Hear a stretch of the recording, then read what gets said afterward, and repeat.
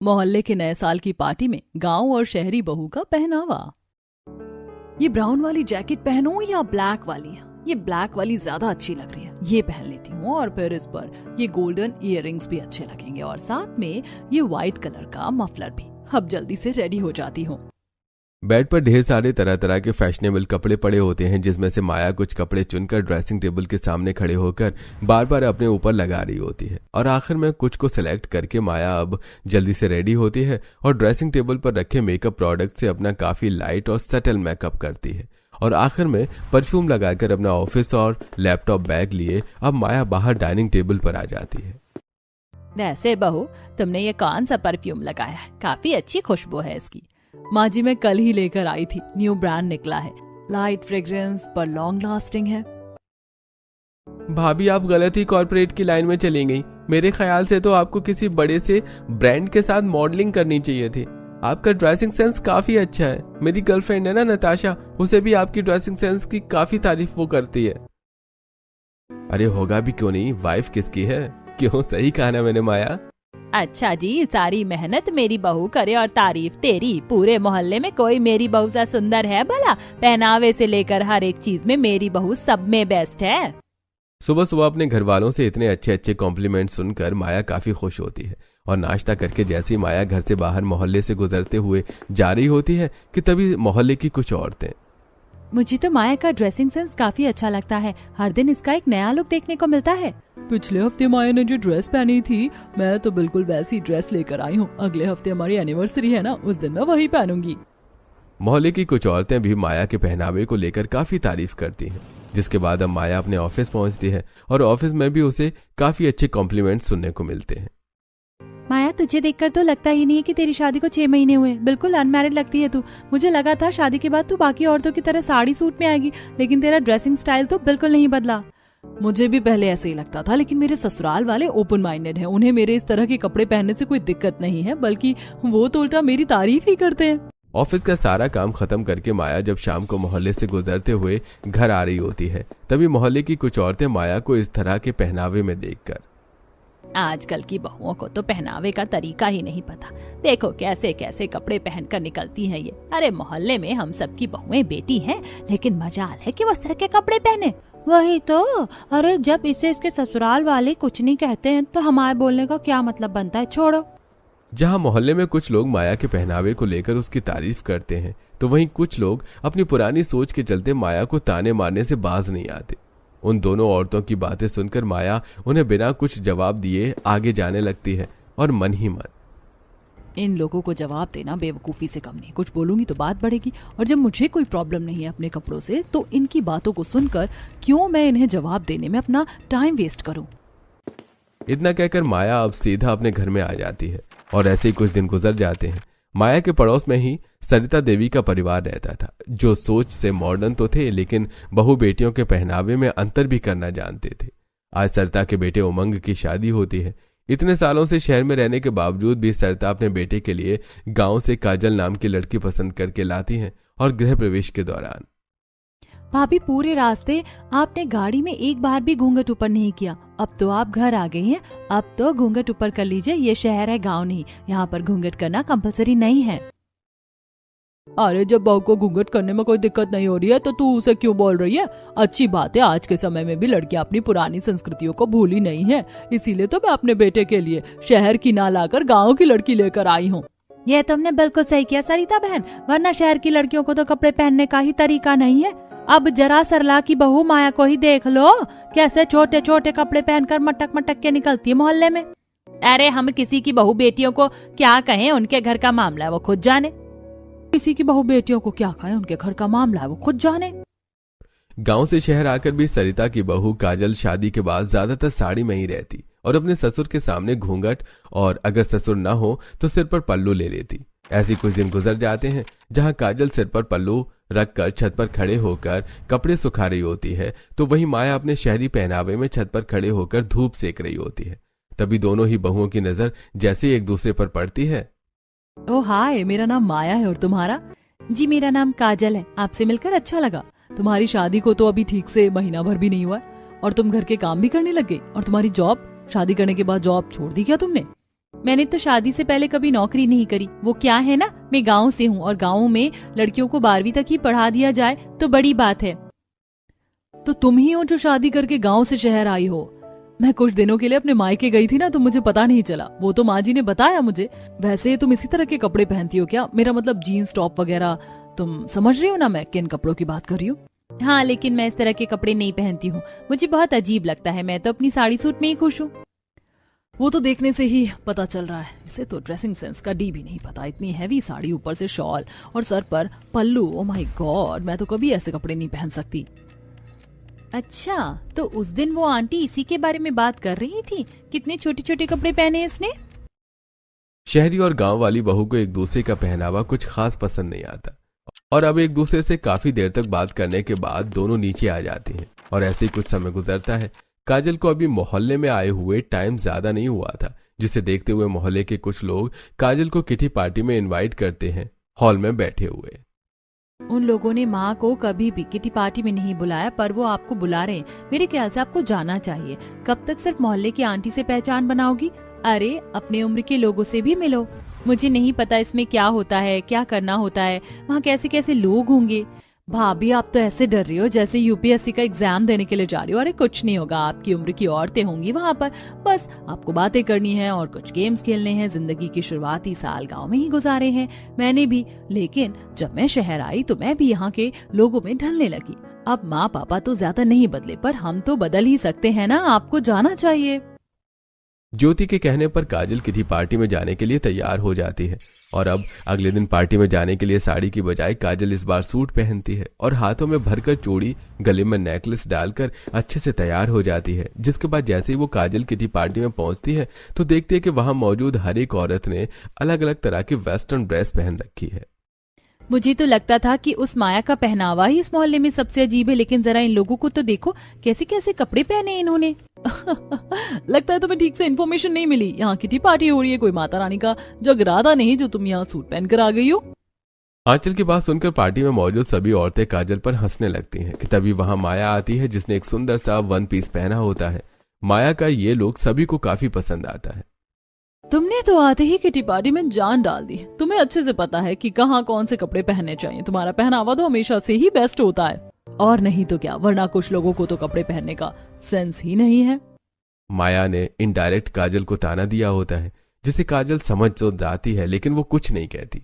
ऐसी समय गुजरता रहता है और आज मोहल्ले में काफी बड़ा जागरण होने वाला होता है, जिसके चलते मोहल्ले के सभी परिवार को इसमें बुलाया जाता है। माँ जी ने भी एकदम से बताया कि जागरण में जाना है, और मेरे पास तो कोई सूट भी नहीं है और एक ही साड़ी रखी है, वो भी कितनी हैवी है। वो तो मैं पहन नहीं सकती। अब मैं क्या करूं?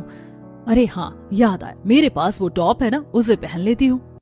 माया के पास विदाउट शोल्डर एक लॉन्ग टॉप होता है, जिसकी बॉटम के लिए माया प्लाजो चुनती है और गले में एक चुन्नी डाल लेती है।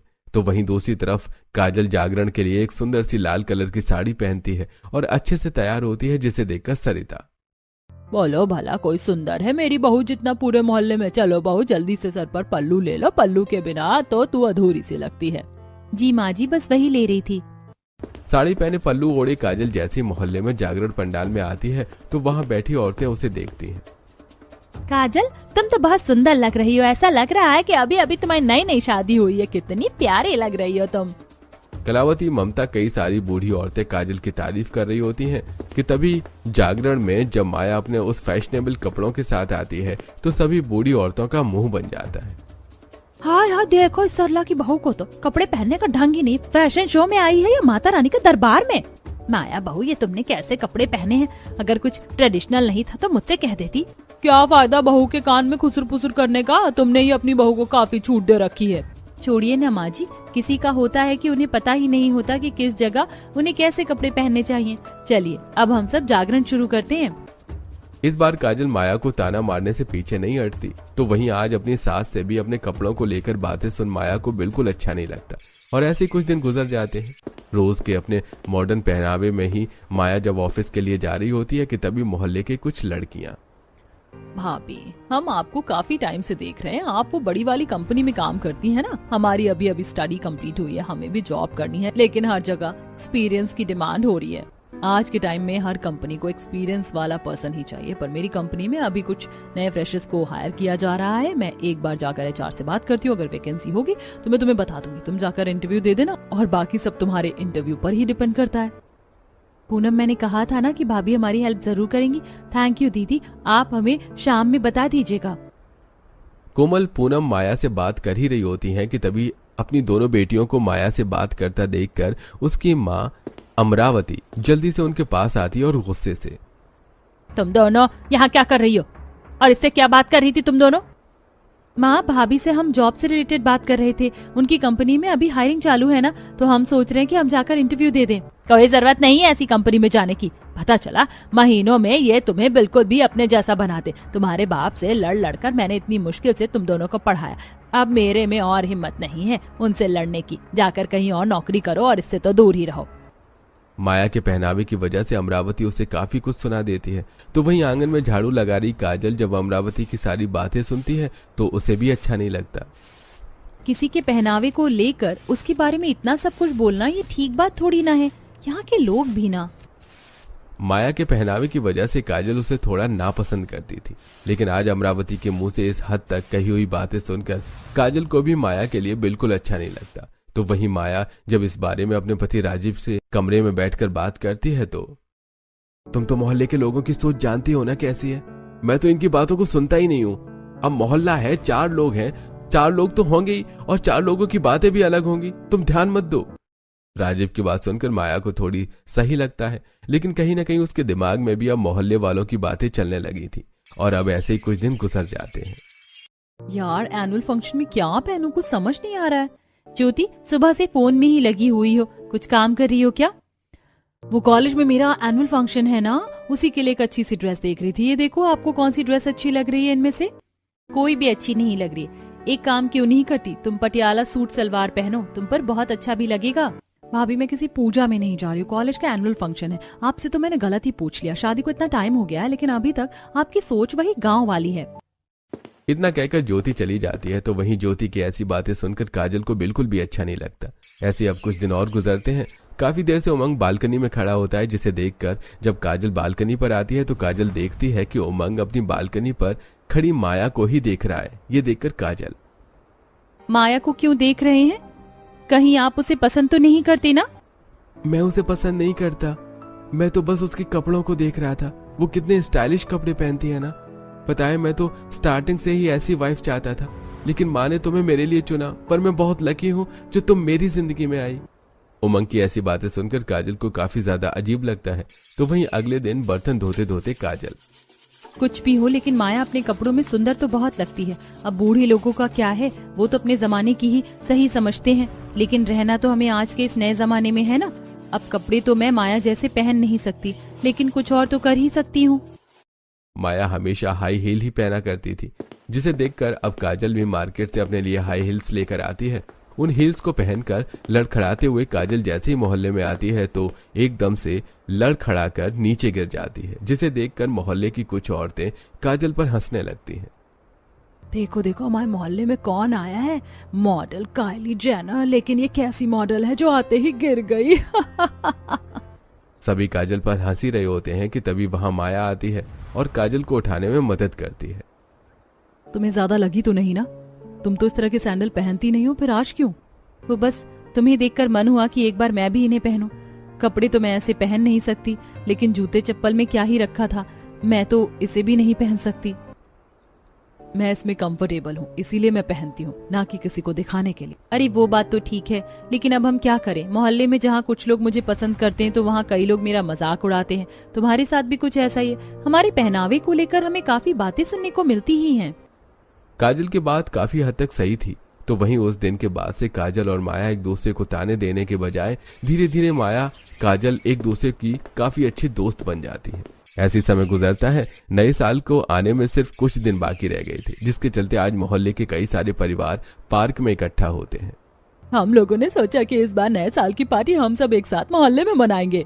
हम पूरे मोहल्ले को शुरुआत से लेकर आखिर तक सजाएंगे, खाने पीने का इंतजाम भी हम सब मिलकर करेंगे और कुछ गेम्स वगैरह भी रखेंगे, तो पार्टी का असली मजा आएगा।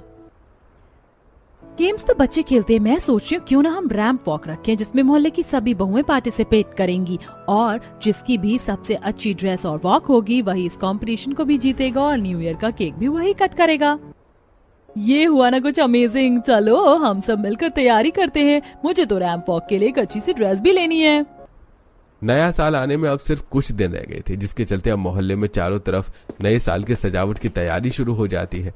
तो वहीं पार्क में बैठी ज्योति, काजल और माया कपड़ों को लेकर बात कर रही होती हैं।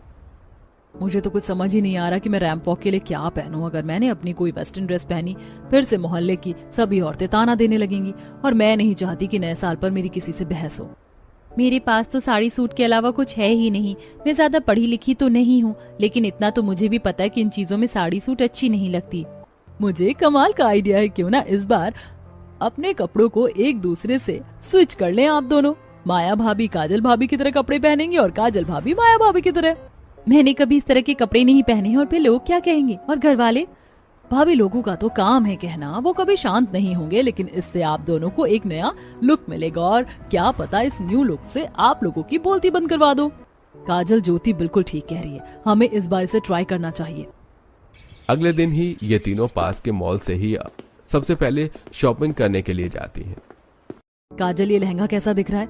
इसका तो कलर भी काफी हल्का सा है। ये तो बिल्कुल शादी वगैरह के लिए सही है, ना कि रैंप वॉक के लिए। मेरे ख्याल से तुम्हें ये ड्रेस लेनी चाहिए। ये देखो कितनी अच्छी लग रही है। ये तो बिल्कुल इंडो वेस्टर्न हो गया है। मैं तो ऐसी ही ड्रेस ढूंढ रही थी। थैंक यू सो मच, ये तो मुझ पर काफी अच्छी लगेगी। माया के बाद अब माया और ज्योति दोनों काजल के लिए अलग अलग तरह की ड्रेस पसंद करती हैं। नहीं नहीं, ये तो कुछ ज्यादा ही वैसी ड्रेस हो जाएगी। माँ जी और पापा जी भी रहेंगे, वो लोग क्या कहेंगे? काजल, इतनी भी बोल्ड ड्रेस नहीं है, ये सही लगेगी, तुम एक बार ट्राई तो करो। हाँ भाभी, मुझे तो ये ड्रेस काफी अच्छी लग रही है, प्लीज एक बार ट्राई करो ना। ज्योति और माया के कहने पर काजल उस ड्रेस को ट्राई करती है जिसे पहनकर वो काफी अच्छी लग रही होती है। और अब शॉपिंग के बाद वो तीनों घर आ जाती हैं, जहां माया काजल को रैंप वॉक करना सिखाती है। काजल बुक को बैलेंस करते हुए हील्स पहने आगे बढ़ती है और एकदम से लड़खड़ाते हुए नीचे गिर जाती है। तीसरी बार है जो मैं गिरी हूँ। हील्स पहनना जरूरी है क्या? मैं चप्पल ही पहन लूंगी ना। जिस तरह की तुम्हारी ड्रेस है उसके नीचे चप्पल बिल्कुल भी अच्छी नहीं लगेगी। चलो अब चुपचाप से खड़ी हो और कोशिश करो, ऐसे हार नहीं मानते। माया के कहने पर काजल अब दोबारा से उठती है और कई बार हील्स पहनकर चलने की कोशिश करती है, धीरे धीरे, जिससे अब काजल ठीक तरीके से वॉक करना सीख जाती है। और अब ऐसे कुछ दिन गुजरते हैं और आज आखिरकार 31 दिसंबर का दिन होता है। पूरे मोहल्ले में नए साल की तैयारी लगभग हो चुकी थी। साथ ही साथ मोहल्ले के लोगों के लिए खाने पीने की कई तरह की चीजें भी मौजूद होती हैं। बच्चे तरह तरह के गेम्स खेल रहे होते हैं और अब सभी लोग नए साल की पार्टी के लिए तैयार होकर धीरे धीरे अपने घरों से बाहर निकलना शुरू करते हैं। आजल, तुम्हारी ड्रेस तो काफी अच्छी लग रही है। पता है, मैंने भी ऐसे ही एक ड्रेस मॉल में देखी हुई थी। अच्छा हुआ मैंने नहीं ली। मेरी तो ड्रेस मेरे पति लेकर आए थे। मेरे लिए अच्छी है ना? तुम्हारा भी ये नया लुक काफी अच्छा लग रहा है। मुझसे तो वेट ही नहीं हो रहा, जल्दी से सभी लोग आए और हम रैंप वॉक करना शुरू करें। धीरे धीरे करके सभी लोग तैयार होकर बाहर निकल रहे थे। तो वहीं एक कमरे में माया और काजल तैयार होने में लगी होती हैं। अपने साथ साथ माया काजल का भी काफी अच्छा मेकअप करती है। मुझे नहीं पता था कि मेकअप के बाद मैं इतनी सुंदर लगूंगी। मुझे तो इतना मेकअप भी नहीं करना आता, पर मुझे आता है और धीरे धीरे मैं तुम्हें भी सिखा दूंगी। चलो, मेकअप तो कंप्लीट हुआ और बाल भी हमारे सेट हैं। अब जल्दी से ड्रेस पहन लेते हैं। शहरी और गांव वाली बहुएं अब अपनी अपनी लाई हुई ड्रेस पहनकर तैयार होने लगती हैं। तो वहीं बाहर बस रैंप वॉक शुरू ही होने वाली थी। पता नहीं मेरी बहू कहाँ रह गई है। साड़ी सूट पहनने में इतना समय थोड़ी ना लगता है। अब तक मेरी बहू ने भी काफी समय लगा दिया, पता नहीं क्या कर रही हैं। दोनों सास अपनी बहू के आने का बेसब्री से इंतजार कर रही होती हैं। तो वहीं इधर मोहल्ले में अब सभी बहुएं अपनी अपनी बारी आने पर रैंप वॉक करना शुरू कर देती हैं। मोहल्ले में चारों तरफ ताली, शोर और सीटियों की आवाज आ रही थी कि तभी अचानक सारे मोहल्ले की लाइट चली जाती है। ये क्या? ये अचानक मोहल्ले की लाइट क्यों चली गई? अरे नए साल पर ही पनौती होनी थी क्या? लाइट जाने की वजह से सभी लोग काफी ज्यादा परेशान हो जाते हैं कि तभी अचानक मोहल्ले के बीचों बीच लगी स्पॉट लाइट ऑन होती है, जिसके नीचे कोई और नहीं बल्कि दोनों शहरी और गांव वाली बहुएं होती हैं। अपनी अपनी बहुओं को इस तरह के नए अंदाज में देखकर उनके ससुराल वाले काफी ज्यादा हैरान होते हैं। तो वहीं मोहल्ले वालों को भी अपनी आंखों पर यकीन नहीं होता। माया देखो, सभी लोग हमें कैसे हैरानी भरे चेहरे से देख रहे हैं। मुझे तो काफी अजीब लग रहा है। और मुझे काफी खुशी हो रही है। चलो अब इन्हें हम अपना जलवा दिखाते हैं। स्पीकर्स में गाने बजने लगते हैं और अब दोनों ही अपनी ड्रेस लहराते हुए आगे बढ़ती हैं। जहां माया सभी को रैंप वॉक करते हुए फ्लाइंग किस दे रही होती है तो वहीं काजल सभी को हाई कर रही होती है। ये देखकर अरे वाह भाभी, कमाल कर दिया आपने। ऐसा लग रहा है कि रियल की मॉडल मॉडलिंग कर रही हैं। अरे ये सब सच है या कोई सपना? माया को तो फिर भी समझ में आता है, लेकिन एक काजल, इसके कपड़ों को क्या हो गया? 1 से 2 चक्कर लगाकर माया और काजल जाकर अपनी पोजीशन पर खड़ी हो जाती हैं और इसी के साथ सारी लाइट्स ऑन होती है। वाओ, क्या अमेजिंग रैंप वॉक थी आप लोगों की, और साथ ही साथ आपकी ड्रेस फैबुलस। मेरे अकॉर्डिंग तो इस रैंप वॉक के विनर आप दोनों को ही होना चाहिए। सभी जजेस का यही फैसला होता है और इसी के साथ अब काजल और माया दोनों इस कंपटीशन को जीत जाती हैं और सभी मोहल्ले वाले तालियां बजा रहे होते हैं और उनके ससुराल वाले। अरे काजल बहू, ये तुम्हें क्या हो गया? तुम तो कभी इस तरह के कपड़े नहीं पहनती थी। लगता है तुम्हें भी शहरी हवा लग गई है, और जरूर इसके पीछे माया का ही हाथ होगा। क्यों, सही कहा ना मैंने? आपने सही कहा, इसके पीछे माया का ही हाथ है, लेकिन मैं इसके साथ खुश हूँ। और हाँ, ये नया लुक मैंने किसी को दिखाने के लिए नहीं बल्कि खुद के लिए लिया है। भाभी कितनी तो सुंदर लग रही हैं, और अब हम गांव में नहीं बल्कि शहर में हैं। भाभी ट्रेडिशनल कपड़े तो पहनती ही है ना। अगर वो कभी कभी इस तरह का भी पहनावा रखेंगी तो फिर क्या दिक्कत है?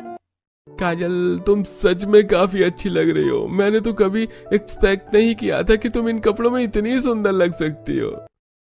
लेकिन माया बहू, तुम्हें क्या हो गया? मैंने कभी नहीं सोचा था कि तुम इस तरह के भी कपड़े पहनोगी। तुम दोनों ने सच में कमाल कर दिया। मुझे तो बहुत खुशी हो रही है कि मेरी बहू कंपटीशन की विनर है। भाभी, मैंने तो बस मजाक में बोला था कि आपको मॉडलिंग करनी चाहिए, लेकिन आज आपने मेरी बात सच कर दी। आपको तो सच में मॉडलिंग करनी चाहिए। यही तो माया का कमाल है। माया और काजल काफी ज्यादा खुश होती हैं कि तभी मोहल्ले की कुछ और औरतें उनके पास आती हैं। इससे पहले वो उन दोनों से कुछ कहती कि तभी माया, अरे अरे आंटी जी, बस आपकी ही कमी थी। मैं देख ही रही थी रैंप वॉक करते हुए कि कैसे आप लोगों का मुंह खुला हुआ था। वैसे कहीं इतनी देर मुंह खुला रख के आपके जबड़े में दर्द तो नहीं शुरू हो गया? इससे पहले आप फिर से अपना कोई वो पुराना लेक्चर दो और मेरा नया साल खराब हो, मैं पहले आपको बता देती हूँ। आप लोगों ने मुझे आज तक कितने ताने दिए, लेकिन मैंने हमेशा आपको इग्नोर किया। बट अब नहीं। आपने वो कहावत तो सुनी होगी ना कि हाथी चलता है और कुत्ता भौंकता रहता है। कहीं ना कहीं वो कहावत आप लोगों पर ही सूट होती है। लोगों के कपड़ों को लेकर उन्हें जज करना, ताने देना, ये सब आप पर सूट नहीं करता है। मुश्किल से आपकी जिंदगी के 4 दिन बचे हैं, तो क्यों उन्हें इन चीजों में बर्बाद कर रही हैं? और तुम लोग तो बस मेरा मजाक उड़ाने में ही लगी रहती हो। मैंने क्यों साड़ी पहनी है, क्यों सूट पहना है, क्यों पल्लू किया? अरे मेरा शरीर, मेरी मर्जी, मैं जिस भी तरह के कपड़े पहनूं। लेकिन तुम लोग कौन होती हो मुझे बोलने वाली? जब तुम वो बच्चों जैसी निक्कर पहन के घूमती हो तो मैंने तुम्हें कुछ बोला? फालतू में क्यूट बनने की कोशिश करती हो, जो तुम दोनों बिल्कुल नहीं हो। काजल और माया का ऐसा करारा जवाब सुनकर लोगों की तो बोलती बंद हो जाती है और अब कोई भी उन्हें जवाब नहीं दे पाता, जिसके बाद अब बस थोड़ी देर में नया साल शुरू होने वाला था। अरे वो सब छोड़ो, देखो नया साल शुरू होने वाला है। चलो हम सब मिलकर एक साथ काउंटडाउन करते हैं और 2026 का वेलकम करते हैं। पूरे मोहल्ले वाले अब 10 से लेकर 1 तक काउंटडाउन करना शुरू कर देते हैं और 1 बोलते ही आसमान में पटाखे फूटने लगते हैं। थोड़ी देर पहले काला आसमान अब पटाखे की वजह से काफी ज्यादा रोशन हो चुका था। चारों तरफ बस पटाखे फूट रहे थे और सभी लोग एक दूसरे के गले मिलकर उन्हें नए साल की शुभकामनाएं देते हैं। चलो बहन, अब हम भी एक दूसरे से अपनी नाराजगी खत्म करते हैं। इस नए साल पर हम भी बीते बातों को भूलकर दोस्त बन जाते हैं, बिल्कुल अपनी बहू की तरह। हैप्पी न्यू ईयर काजल। हैप्पी न्यू ईयर माया। मैंने सोचा नहीं था कि ये नया साल हमारे लिए इतना अच्छा होगा। आखिरकार हमने उन लोगों को जवाब दे ही दिया जिन्हें हमें बहुत पहले जवाब देना चाहिए था। अब हमें कोई भी कपड़ों को लेकर ताने नहीं देगा। अब जैसा हमारा मन होगा हम बिल्कुल उस तरह के कपड़े पहनेंगी और अब मजाल कि कोई हमें कुछ बोल दे। काजल और माया आज काफी ज्यादा खुश होती हैं। उनके नए साल की शुरुआत ही इतनी बेहद अच्छे तरीके से हुई थी। तो वहीं अब थोड़ी देर में ही न्यू ईयर का केक आ जाता है। अरे अरे सब साइड हटो, देखो न्यू ईयर का केक आ गया है और अब इस केक को रैंप वॉक की हमारी 2 विनर काजल और माया जी कट करेंगी। एक साथ नए साल का केक कट करते हैं और एक दूसरे का मुंह मीठा करते हैं। काजल और माया एक दूसरे का हाथ पकड़कर नए साल का केक कट करते हैं और सबसे पहले एक दूसरे का मुंह मीठा करके अपने ससुराल वालों का मुंह मीठा कराती हैं। और अब उस दिन के बाद से कोई भी दोनों बहुओं को मोहल्ले में उनके कपड़ों को लेकर कुछ नहीं कहता और अब इसी तरह अपने पहनावे के साथ माया काजल एक साथ हंसी खुशी उसी मोहल्ले में रहती हैं।